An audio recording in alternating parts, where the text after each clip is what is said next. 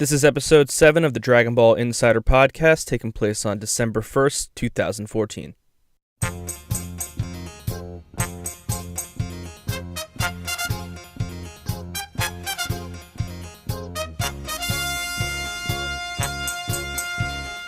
What's going on, everyone? My name is Anthony. I'll be your host. This is, in fact, the Dragon Ball Insider podcast. Unfortunately, I do not have any co-hosts with me today. No one was available, so you're going to have to deal with me talking to myself. I have never done this before. I've never talked to myself. I've never been in a room talking to basically my computer alone. So it might be a little awkward, but please bear with me. We've got a lot of new content. We're going to talk some Dragon Ball Xenoverse, the return of Dragon Ball Z Kai, and yes, we have yet another Dragon Ball Z movie, and someone from the past is being revived. So with that said, let's start off with our news. Okay, so for those that don't know, there's a new Dragon Ball Z game in development, and it's called Dragon Ball Xenoverse. It's going to be available for the PlayStation 3, PlayStation 4, Xbox One, 360, and will be coming to PC by way of Steam. It's set to release in North and South America on February 17th for Steam users, and for console users on February 13th. Now, there's a couple different pre-orders that can be made. By pre-ordering or picking up the Day 1 edition, you'll be guaranteed Super Saiyan 4 Vegeta as a playable character. You'll also receive a black Shenlong metal case, 2 Frieza Soldier battle suits to customize your players with, and a bunch of other perks. Now, for if you're pre-ordering the digital version, you'll get all the same items as I just listed, minus the metal case, naturally. Also, there's an option to pre-order the Trunks Travel Edition, which will contain a 25cm future Trunks figurine. Furthermore, this game has been confirmed to have a Budokai Tenkaichi mode, as well as spectator mode, in which you, the player, can watch others participate in the tournament itself as a spectator. I'll put a bunch of links in our blog so you could pre-order if you are interested. But as of now, that is the latest news we have on Xenoverse, other than there being another test that's going to be happening on December 4th, I believe, where you can go to Bandai Namco's Twitch page and you can ask various questions about the game that's going to be coming out, and I'll post a link and link back to that as well. Now, recently, Dragon Ball Z Kai aired back on Toonami on Saturday, November 8th. And it is the uncut version of Dragon Ball Z Kai, unlike the Nicktoons and CW for Kids version, which was heavily censored. So, naturally, we all looked forward to this because, number one, Dragon Ball is finally coming back to television after its long absence. Now, like I said, this happened on November 8th. It was a couple Saturdays ago. So, it did air like it was supposed to. However, there was a huge controversy when it aired. Now, the episode was aired with a musical score composed by Kenji Yamamoto. Now, for those that aren't aware of the significance of this, let me explain. Okay, so Kenji Yamamoto was the musical composer that worked on the majority of the Dragon Ball video games, notably the American versions of the Budokai series. He was hired to compose the musical score for Kai back in 2009. So, for 2 years of its run, his music was featured in almost every episode until the 2011 Tohoku earthquake and tsunami that had stricken Japan. During that time frame, Yamamoto's musical scores for both the video games and Kai have been proven plagiarized. He was blatantly plagiarizing Hollywood films, such as Terminator, Salvation, Avatar, and various bands such as Pink Floyd, and even himself at one point in time. So, as one can imagine, as a result, the music in Kai had to be replaced, and it was entirely replaced with Kikuchi's original musical score for Dragon Ball Z. Now, episodes 96 through 98 of the series were never aired with Yamamoto's musical score and were exclusively released with the Kikuchi score, while the previous 95 episodes received a rushed replacement, to say the least, of all the music. So, as one can imagine, since this was rushed, this resulted in a very improper and limited use of Kikuchi's music due to the lack of stereo tracks to choose from. So the Yamamoto scandal began. this was one of the main reasons that Kai was a monetary failure in Japan and why it was forced to end early, although the Boo Saga is now currently airing in Japan, Korea, and France with another musical score entirely by Norihito Sumitomo.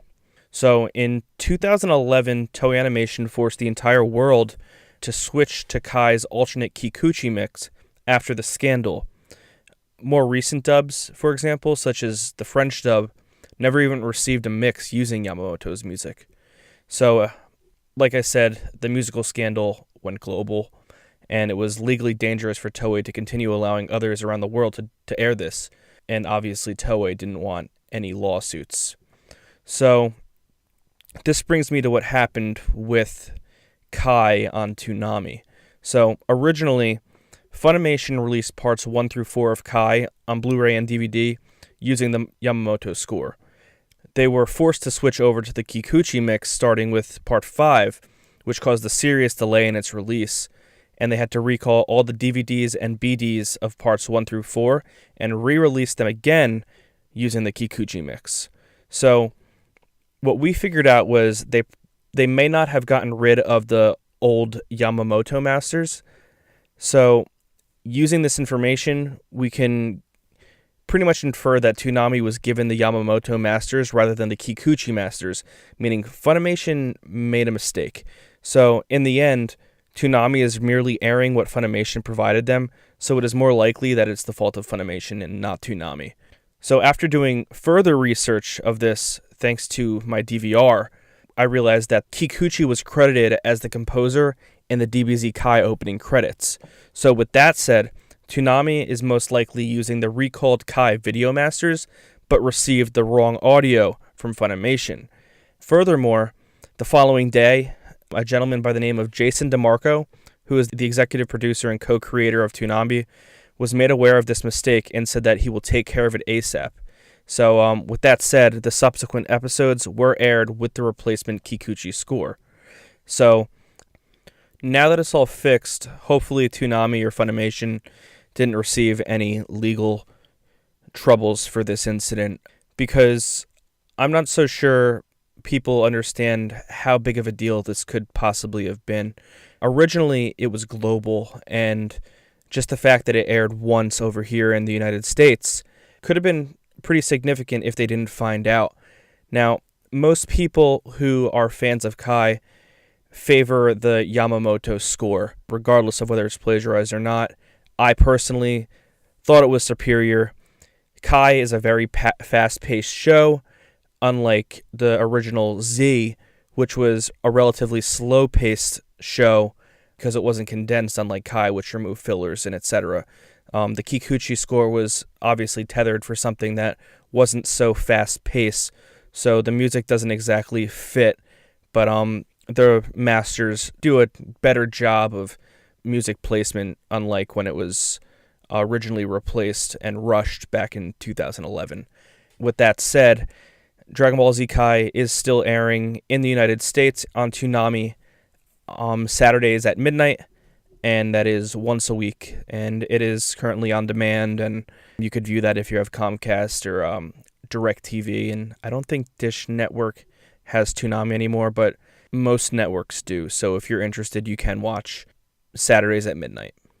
With that all said, let's move on to our main topic for today.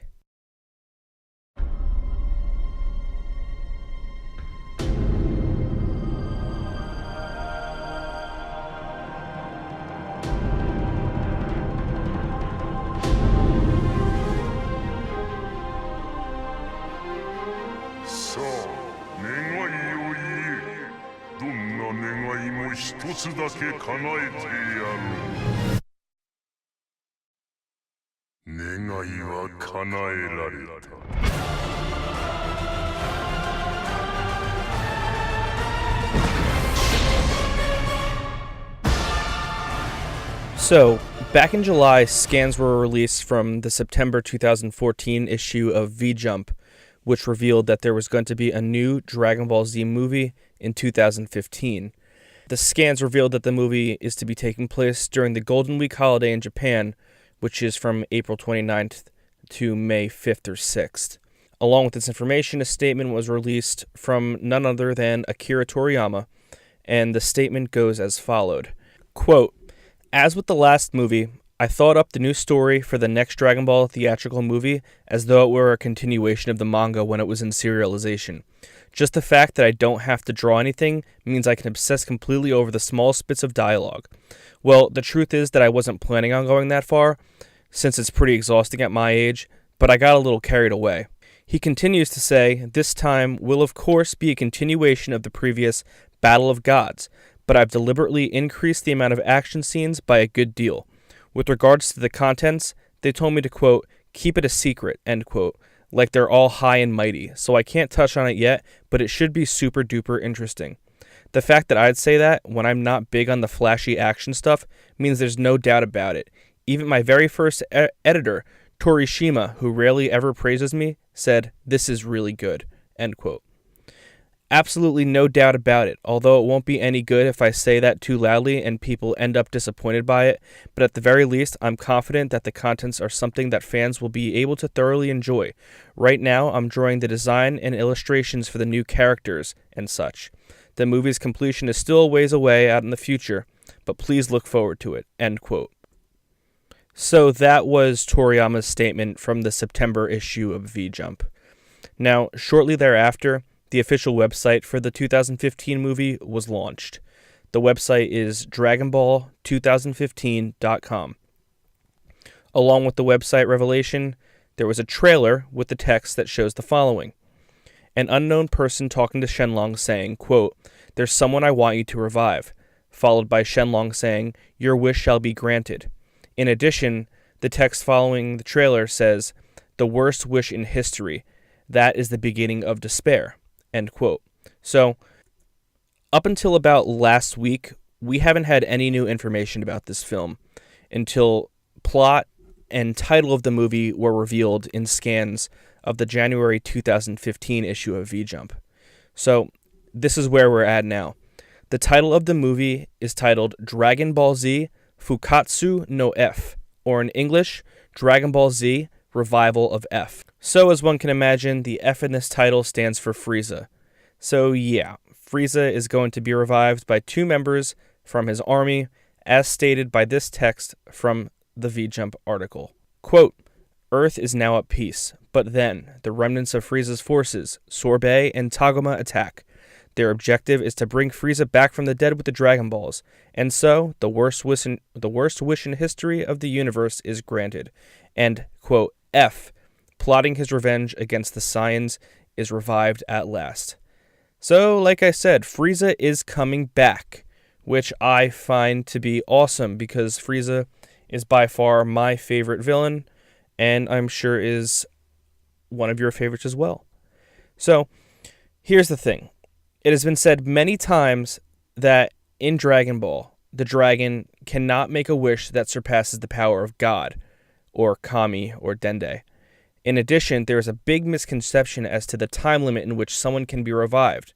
It was once said that the dragon couldn't revive people that had been dead for over a year, but here's the thing. That was referring to a large group of people, and not just one person, so that may not exactly be true. Not only that, Toriyama has been known to contradict himself and others, so who really knows? That said, we don't really know how Frieza is going to amount to the power of Goku and the gang, but it's obvious that Goku and everyone else's level of power would annihilate Frieza as he is now, or as he was. However, the movie poster shows a similar aura that resembles Goku's when he went Super Saiyan God. So we don't know for sure, but there are a lot of speculations that somehow he's wished back with immortality, or he somehow becomes a god, or he's wished back and he's made a god of destruction of one of the other universes in the Dragon Ball world, as we heard at the end of Dragon Ball Z Battle of Gods. But we really don't know, and we're definitely going to keep you informed. So, Revival of F will make its debut on Saturday, April 18th, as a, quote, super wide release nationwide in 2D and 3D, which is actually a little bit earlier than Golden Week. So yet again, we have another Dragon Ball Z movie, and I, as well as the other various members of Dragon Ball Insider, are extremely happy about this, and we cannot wait, and we will bring every detail possible that we get up until its release. So with that all said, that brings us to the conclusion of today's podcast. I hope you enjoyed, and we look forward to bringing you more new content in our next podcast. There's always so much to talk about when talking about Dragon Ball, because there's always news popping up around the world. I mean, we're getting another movie in 2015, which 10 years ago, that was almost unheard of. So there really is no shortage of information, and we look forward to bringing you all the latest content. Aside from that, be sure to follow our website, www.dragonballinsider.com. Also be sure to follow us on all of our various media outlets, and be sure to subscribe to this podcast on iTunes, podbean.com, and our Instagram page, our Twitter, our Google+. We really try our best to stay involved as much as possible with all of our fans so we can maintain a good relationship and have good community discussion. So once again, guys, thanks for listening. Hope you enjoyed, and until next time, take it easy.